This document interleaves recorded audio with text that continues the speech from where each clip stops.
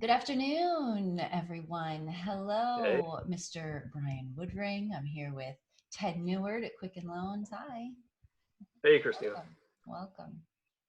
I am excited to talk to you both today because, Quicken Loans is a sponsor for Dev Around the Sun. And Quicken Loans has always been a leader in, the kinds of things that we're focusing on at Dev Around the Sun. Leadership has always invested in your team members, which is really appreciated. And having the diversity and inclusion that you focus on at Quicken Loans is important. Mhm. Can you tell us from your perspective why it's important to participate in global events like this or developer conferences like Dev Around the Sun? Yeah, and I think when Ted brought this to me, that the two things that really stuck out from my standpoint were the mission, right? The Mm-hmm. actual purpose behind this, direct relief. I think anything, part of our culture is really doing the right thing, and anything we can do to contribute, I think there's value there. Yeah. And second, I thought it was a fantastic opportunity to engage our team and connect us to the global developer community. Especially at a time like this when a lot of conferences are being canceled and training isn't necessarily available. A lot of the resources that people would normally use aren't available. Mm. I thought this was a fantastic opportunity to give our team kind of something to engage and rally around. Yeah. And it's a pretty impressive collection of folks that Yeah. Devon has put together. I was showing the list to Brian and we were kind of geeking out a little bit at some of the folks you had lined up We're doing pretty this. I was excited like, about it. Yeah. It's an oh my impressive God. group Really for sure. happy. Yeah. Yeah. I was really tempted. A couple of years ago, I had the opportunity to interview Bjarne Strustrup in kind of this fashion. And at the time, we were at a C++ conference. We were talking about C++, and I was wearing the black "I Love C# shirt. Oh. I don't know if you. I don't know if you remember those shirts from a few years ago. And he and Herb Sutter were like, would you mind finding a different shirt? I'm like, really? He's like, no, there are some in the C++ community who will get very upset with us if we are seen with you wearing that shirt. That's Well, I grew funny. up with C++, so that's super exciting for me to. Yeah, There you you and me both. go. There Yeah. you go. We design these talks too so that they're not going to be really tech heavy. That's the thing, is that they're going to be pretty approachable to be able to see speakers like Herb and Bjorn, Troy Hunt, our friend Venkat. There are a lot of really great speakers in this lineup. Now, let me ask you, with the quarantine, everybody's been disrupted right now. What are some of the changes that you've made at Quicken Loans, and what are some of the culture shifts that you've seen happen within Quicken Loans? Yeah, I think I've seen some really incredibly positive stuff. We were able to move to work at home very quickly. We kind of jumped on that a little earlier than some of the other companies a few weeks earlier, and we've been very focused on our team members' health and safety. uh, So, we really were able to do that without missing much of a beat, and it's in some ways it's been really good. I mean, I miss maybe the energy of the office and some of the water cooler conversations, but it's been productive. Team members are safe and healthy. And it's really also given us a chance to focus more on our community. mm, Quicken Loans is always extremely involved in the communities in the cities we work in, Detroit, Phoenix, Cleveland. But we've done maybe even more than normal. I think we've already donated $6 million to relief efforts. And our technology team and some of our other teams helped the city of Detroit stand up a COVID testing site here, which I thought was fantastic. So it's awesome seeing the team so engaged in our community.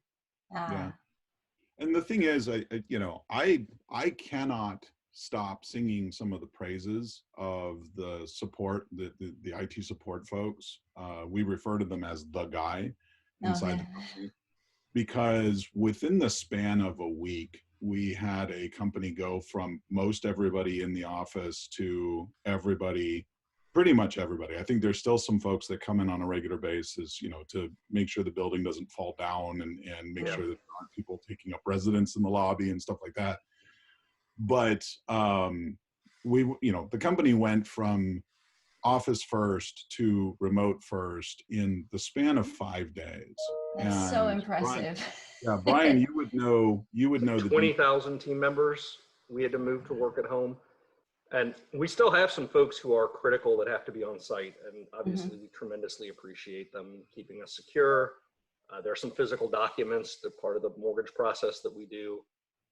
So thank you so much to those team members who have to be on site. But yeah, we largely moved from a very, very local co-working type of culture to a remote culture really quickly. And it wasn't without some bumps, but the team was so resourceful in getting there. Yeah, no, that's great. That's terrific. Well done. The other question that I wanted to talk about today was, we've all been working from home.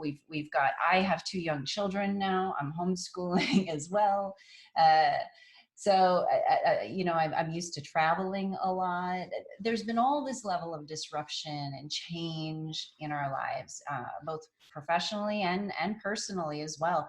I'm in meetings, we were in a consulting meeting the other day, and we're just sitting there talking, and we're talking about the marketing campaign that they had just launched. And suddenly she's like, oh, just a moment, hold on. And it turns out, she's got a baby right here hanging. And so it brings a little bit more personality and a little more heart-to-heart connection, I think, when we can see people on meetings and we're talking this way. There are some other things, I start meetings with, how are you feeling? Things change from day to day, right? What are things some you might things, take for granted normally, right? Yeah. What are some things that you hope we continue to do after quarantine is over, that you've seen some behaviors, either personally or professionally? Yeah, a couple of really big ones. First off, this has demanded a lot of flexibility, right? On timing, on working around people's lives. I have 3 kids at home as well. I have 1 adult kid and three kids at home. So that creates challenges, but those are things we can work around. And that extra flexibility, I think, has brought us together, like having to make those accommodations. And also, just like, I know in the last month, I have met more of my team members' kids and pets than I think I have in the last 2 years. And honestly, it makes my day every time. Every time someone's kid comes on camera, or someone's dog jumps on their lap, I think it's awesome. And actually, that's one of the things that kind of makes up for not having that physical presence, is you get to maybe bond a little bit more with people personally. So I think wanting to keep some of that is really big.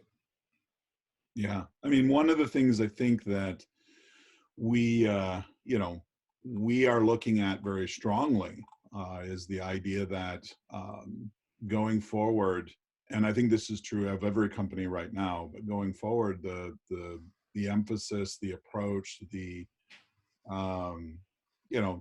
intent of how we work will be different. That we have now demonstrated very clearly to ourselves and to anybody who's watching that, yes, we can do all of this.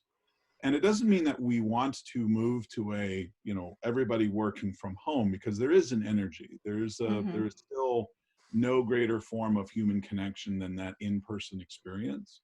A hug every now and then, I'm a hugger. Oh yeah. Yeah. And she gives good hugs too, Brian. That's right. I do.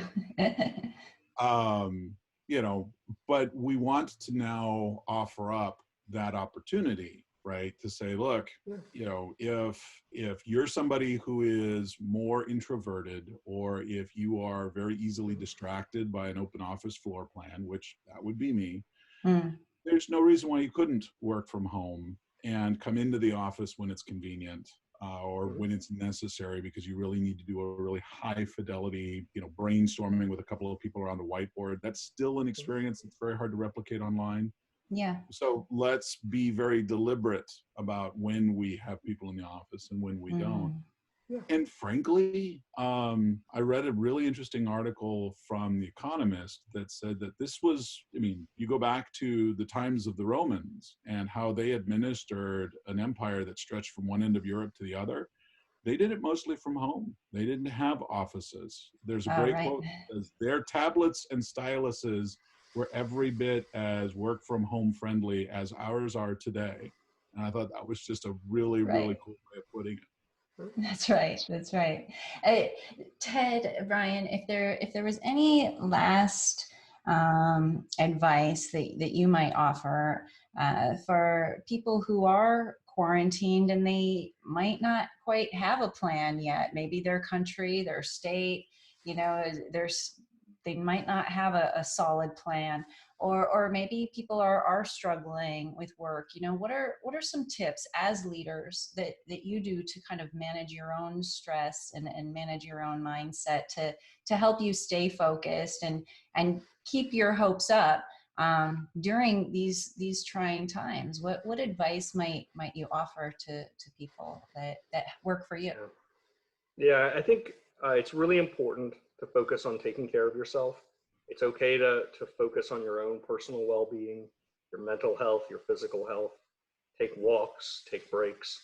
In some ways, it's maybe easier than ever working remotely to completely immerse yourself in work and not leave any time for your own life, especially when you can't go out. Maybe some of the rituals you're used to aren't available, the things you're used to doing. But you have to carve out time and space for yourself, or you're just going to run yourself into the ground. Especially at a time where there's this much stress, you have to watch out for your own well-being and your families. Yeah, and I think as leaders, there is an ethical responsibility on our part to, in some cases, force our team members to take care of themselves.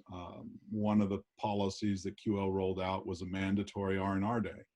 That based on your birth month, you are going to, there's not a you may, you are going to disconnect, you're going to be offline. And this does not count against your accrued PTO. It was a very clear and very strong signal from our executive leadership, which includes Brian and Jay Farner, our CEO, and others, that this is important. And when you get that kind of message from above, it's extraordinarily powerful. And even if it's not a thing that the company does company-wide, doing something like that for your team, creating zones of opportunity for people to disconnect, and in some cases enforcing that and saying, no, we're not going to have any meetings on Friday. That's going to be the day that, you know, everybody's going to, you know, disconnect. Or right. Yeah, there's a company-wide message that you need to see for half an hour on Tuesday, but other than that, I want us all to just, you know, be offline.